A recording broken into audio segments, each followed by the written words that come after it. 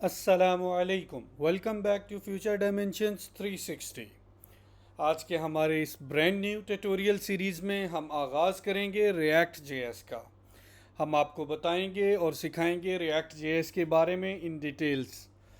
अब आज के इस ट्यूटोरियल में हम देखेंगे जी व्हाट इज़ रिएक्ट, रिएक्ट क्या है, रिएक्ट को क्यों सीखा जाता है, रिएक्ट के टेक्नोलॉजी एस्पेक्ट्स या टेक्नोलॉजी के अकॉर्डिंग रिएक्ट बेहतर क्यों है, और हमारे इस कोर्स की आउटलाइन क्या है, और रिएक्ट को सीखने से पहले बेसिक नॉलेज कौन कौन सा आपके पास होना चाहिए।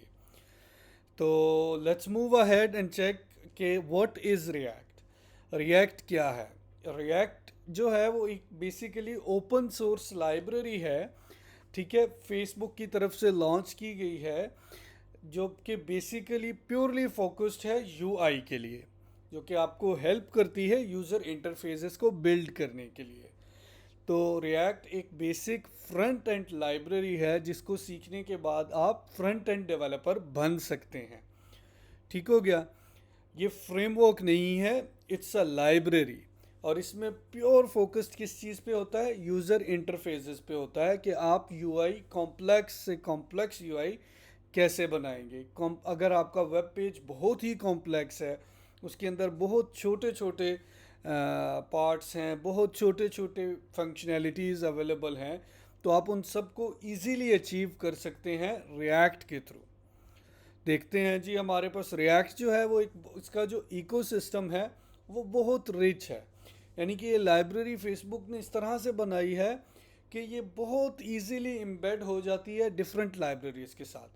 देखें जी, एक प्रोजेक्ट होता है वो बेसिकली डिपेंड करता है बैकएंड के ऊपर, फ्रंट एंड के ऊपर, मिडल वेयर्स के ऊपर। तो हमारी जो रिएक्ट जेएस लाइब्रेरी है ये बेसिकली प्योरली फ्रंट एंड के लिए बनी हुई है।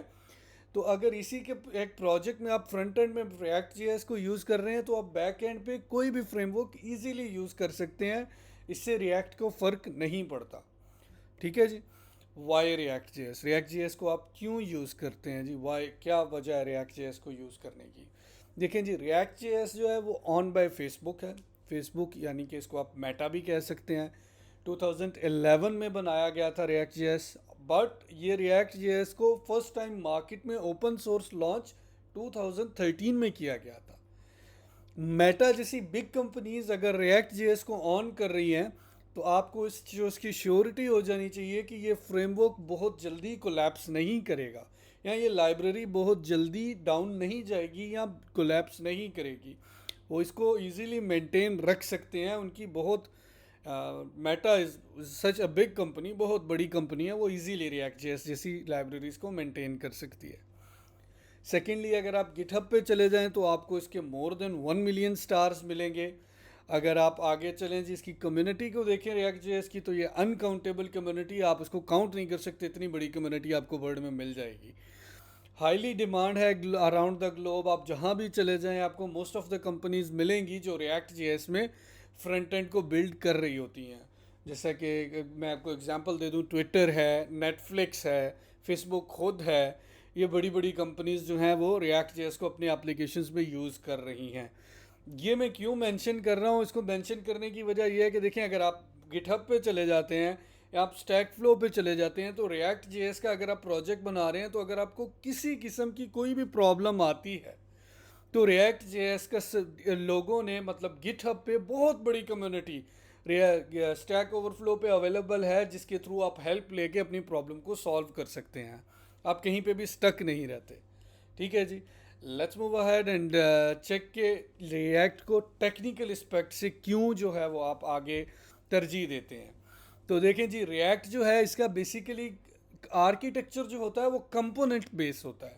यानी कि एक बहुत बड़ी वेबसाइट है, और उसके अंदर बहुत कॉम्प्लेक्स, मैंने आपको बताया थोड़ी देर पहले भी कि फंक्शनैलिटीज़ हैं। तो रिएक्ट उनको in the form of encapsulated components deal करता है। वो छोटे छोटे कंपोनेंट्स रिपीटेड फॉर्म में अपेयर हो के आपकी कॉम्प्लेक्सिटी को, टाइम कॉम्प्लेक्सिटी को, स्पेस कॉम्प्लेक्सिटी को, लोडिंग को लेस करते हैं, और एक एफिशिएंट वे में आपके वेब पेजेस अपेयर होना शुरू हो जाते हैं। देखें जी, आपके पास ट्रेडिशनल वेबसाइट जो होती है उसमें एक हेडर होता है। मैं कह देता हूँ जी, एक एक डिफरेंट कंपोनेंट है, सब मेन्यू एक डिफरेंट कंपोनेंट है, फुटर एक अलग कंपोनेंट है, मेन कंटेंट एंड अलग कंपोनेंट है। तो ये सब कंपोनेंट इनकैप्सुलेट होते हैं टुगेदर, तो एक वेब पेज बनता है। तो रिएक्ट जेएस जो है वो आपको ये फीचर देता है कि आप कंपोनेंट बेस्ड प्रोग्रामिंग करके इजीली अपनी वेबसाइट को डिफरेंट पार्ट्स में डिवाइड करके रीयूज़ कर सकते हैं। ठीक हो गया जी।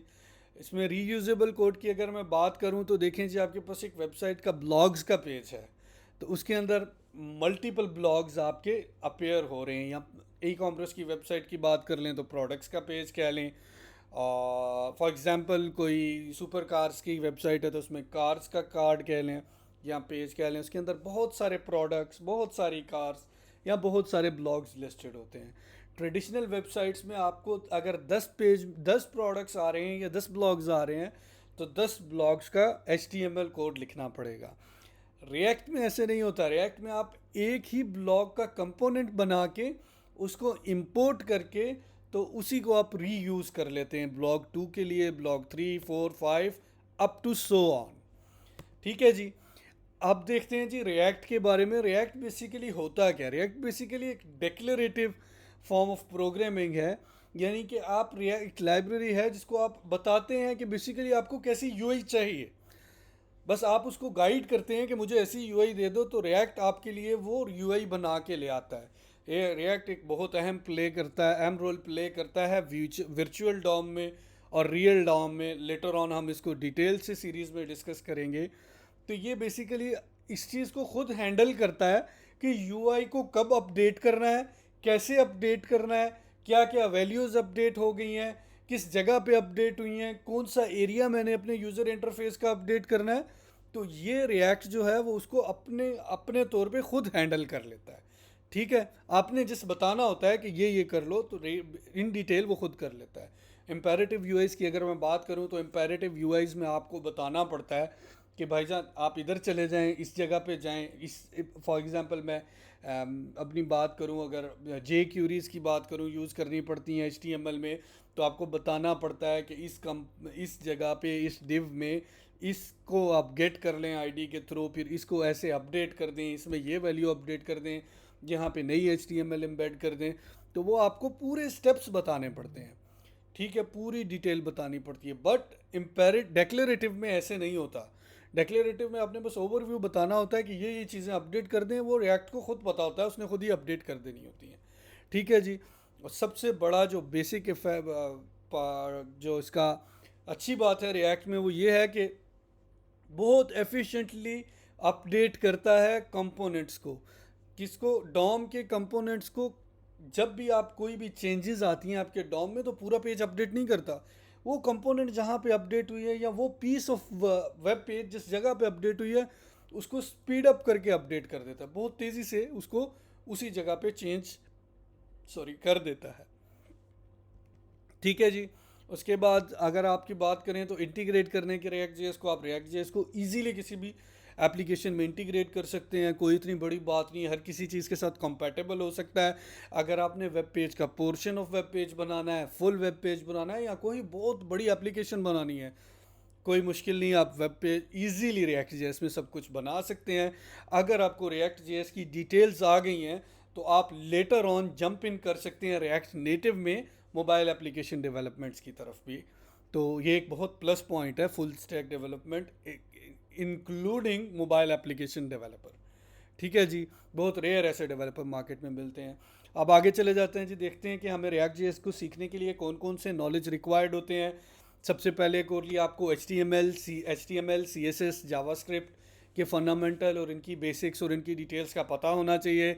ES6 का पता होना चाहिए जी, ES6 क्या है, इसकी डिटेल्स क्या हैं। जावास्क्रिप्ट में मोस्टली आपको पता होना चाहिए दिस कीवर्ड क्या है, फ़िल्टर क्या होता है। फ़िल्टर एक बेसिकली ये आप देख लें, आपको पता लग जाएगा डिटेल से। अभी तो बेसिकली इंट्रोडक्टरी वीडियो है तो मैं कोशिश करूँगा कि एक वीडियो में या एक लेक्चर में ये डिटेल्स भी बता दूं, फ़िल्टर का, मैप्स का, रिड्यूसर का। मैप फंक्शन क्या होते हैं, फ़िल्टर फंक्शन क्या होते हैं, रिड्यूसर्स क्या होते हैं।